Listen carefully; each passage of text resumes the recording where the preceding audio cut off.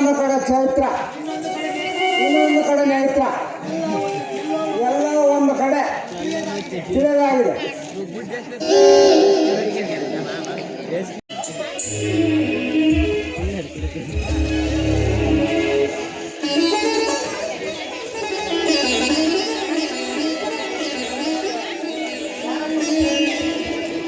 ಯಾರಪ್ಪ ನೀನು? ಯಾರಪ್ಪ ನೀನು? ನಾನು ಕಣ್ಣು ಕಳೆದುಕೊಂಡು ಇಷ್ಟೊಂದು ನೋವು ಪಡುತ್ತಾ ಇದ್ದೀನಿ. ಆದರೆ ನನ್ನ ಗೆಳತಿಯ ನೇತ್ರಳ ಬಗ್ಗೆ ಏನೋ ಮಾತಾಡಿದಂತೆ ಆಗುತ್ತದೆ. ಅದೇನಂತ ಹೇಳಿ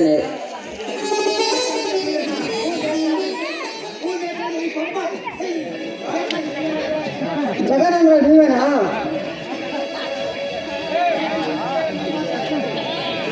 ಅಮ್ಮ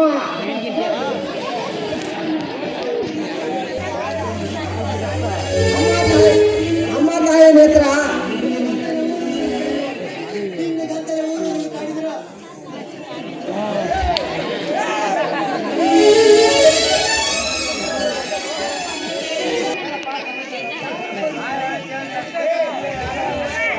ಯಾರಪ್ಪ ನೀನು? ನನ್ನ ಕಣ್ಣು ಕಳೆದುಕೊಂಡರೂ ಇಷ್ಟೊಂದು ನೋವು ಪಡುತ್ತಾ ಇಲ್ಲ. ಆದರೂ ಯಾಕೆ ಈ ನನ್ನ ನೇತ್ರಳ ಬಗ್ಗೆ ಮಾತನಾಡಲು ಮುಂದಾಗಿರುವೆ? ಅದೇನಂತ ವಿಷಯ ಹೇಳಪ್ಪ. ಓ ನೇತ್ರ ಅಂದ್ರೆ ನೀವೇನಾ? ಅಮ್ಮ ತಾಯಿ ನಿನ್ನೆಯಿಂದ ಊರಿಂದ ಹುಡುಕಾಡಿದೆ.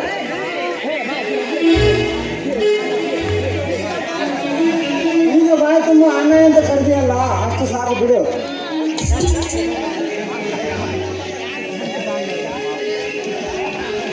ನೇತ್ರ, ಎಂತಹ ಹಾಲಿನಂತ ಮನಸ್ಸು ಇವರದು. ನನ್ನ ಕಣ್ಣು ಇಟ್ಟಿದ್ದರೆ ಈ ಕಣ್ ತುಂಬ ನೋಡಿ ಸಂತೋಷ ಪಡುತ್ತಿದ್ದೆ ಅಲ್ಲವೇ? ಈ ಪಾಪ ತುಂಬಿದ ಜಗತ್ತಿನಲ್ಲಿ ಇಂಥ ಒಳ್ಳೆಯವರು ಇದ್ದಾರೆ ಎಂದು ಸಾಬೀತು ಆಯಿತು ಅಲ್ಲವೇ ನೇತ್ರ? ಹೌದು, ನೀವು ಹೇಳುತ್ತಿರೋ ಮಾತು ಸತ್ಯ. ಇವರಿಂದ ಮಾತು ಕೇಳಿ ಈ ತರ ಮನುಷ್ಯರು ಕೂಡ ಇರ್ತಾರೆಂಬುದು ಈಗ ನಮಗೆ ಅರ್ಥವಾಯಿತು ಅಲ್ಲವೇ?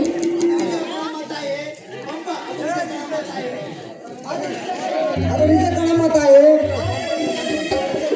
ಆದರೆ ಈ ನಿನ್ನ ಜೀವನದಲ್ಲಿ ಆಟ ಆಡಿದ ನನ್ನ ಅಂತಕನನ್ನು ಕಿತ್ತು ಸರಮಾರಿ ಆಗಲೇಬೇಕು ತಾಯಿ ನೀನು.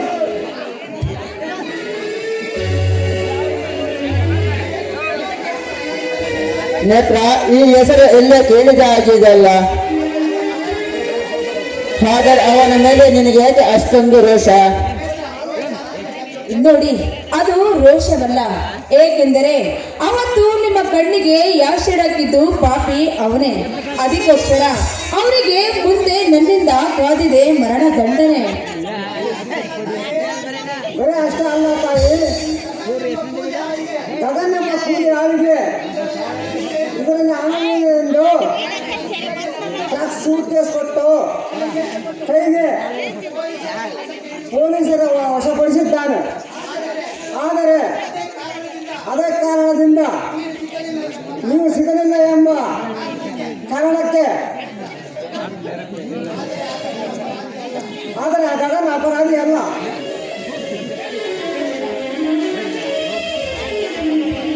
ಏನು, ಅವರು ಅಪರಾಧಿ ಅಲ್ಲವೇ? ಹಾಗಿದ್ದರೆ ಅವರು ಏನು ತಪ್ಪು ಮಾಡಿಲ್ಲ. ಇದೆಯೇ, ನಾನೇ ಅವರ ಬಗ್ಗೆ ಏನೇನೋ ತಪ್ಪಾಗಿ ತಿಳಿದುಕೊಂಡೆ. ಅವರು ಈ ತರ ಅಲ್ಲ ಅಂತ ನನಗೆ ಈಗ ಅರ್ಥವಾಗುತ್ತಿದೆ. ಆ ಪಾಪಿಗಳಿಗೆ ಮಾತ್ರ ಸುಮ್ಮನೆ ಬಿಡಬಾರದು. ನೇತ್ರ, ಸಮಾಧಾನ ತೆಗೆದುಕೋ ನೇತ್ರ. ನನ್ನ ಕಣ್ಣು ಕಳೆದು ಮತ್ತು ಆ ಗಗನನ್ನು ಅಪರಾಧಿಯಾಗಿ ನಿಂದಿಸಿ ಆ ವಿಕ್ರಮನನ್ನು ಕೊಚ್ಚಿ ಕೊಲ್ಲುವವರೆಗೂ ನನಗೆ ನೆಮ್ಮದಿ ಇಲ್ಲ ನೇತ್ರ.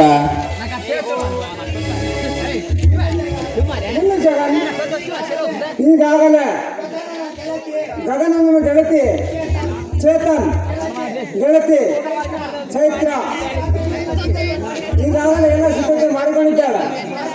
ಆದರೆ ಆ ರಾವಣನ ಚೈತ್ರ ಮತ್ತು ಚೇತನ್ ಬಾಳಿನಲ್ಲಿ ಆಟವಾಡಿದ ಇಬ್ಬರ ಬದುಕು ಒಂದು ಬಾಳಿಗೆ ನೆಲಸಮವಾಗಿತ್ತು.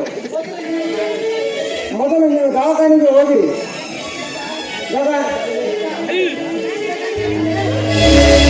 ನೇತ್ರ ತೆಗೆದುಕೋ. ಇದರಲ್ಲಿ 3 ಲಕ್ಷ ಹಣ ಇದೆ. ಒಂದು ನನ್ನ ಮನೆ ಆಸ್ತಿ ಪತ್ರವಿದೆ. ಹೋಗಿ ಮೊದಲು ದವಾಖಾನೆಗೆ ಹೋಗಿರಿ. ಕಣ್ಣುಗಳನ್ನು ತೋರಿಸ್ಕೊಳ್ಳಮ್ಮ. ಅಣ್ಣ, ನೀನು ಇಷ್ಟೊಂದು ಹಣ ಕೊಡುತ್ತಿದೀಯಾ, ಆದರೆ ನಿನಗೆ ನಾವು ವಾಪಸ್ ಯಾವ ರೀತಿ ಕೊಡಬೇಕಣ್ಣ? ಇಲ್ಲ ತಾಯಿ, ಇದು ಸಾಲ ಅಂತ ಅಲ್ಲ. ನಾನು ನಿಮ್ಮ ಅಣ್ಣನನ್ನು ತಿಳಿದುಕೋ. ಮೊದಲು ದವಾಖಾನೆಗೆ ಕರೆದುಕೊಂಡು ಹೋಗಿ. ಸರಿ, ಆಯ್ತು ಅಣ್ಣ. ಪಂಪಪತಿ, ಎಂತಹ ಒಳ್ಳೆಯ ಮನಸ್ಸು ನಿನ್ನದು. ಈ ನಿನ್ನ ಉಪಕಾರ 7 ಜನ್ಮದಲ್ಲಿ ಮರೆಯುವುದಿಲ್ಲ. ಇದರಲ್ಲಿ ಮಮಕಾರ ಬೇಕೆ. ಗಗನ್ ಮತ್ತು ಚೇತನ್ ಹಾಗೂ ಚೈತ್ರ ಅದೇ ರೀತಿಯಾಗಿ ನಿಮ್ಮಿಬ್ಬರ ಒಂದು ಕುಟುಂಬದಲ್ಲಿ ನಾವೆಲ್ಲರೂ ಒಂದಾಗೋಣ. ಬನ್ನಿ ಹೋಗೋಣ.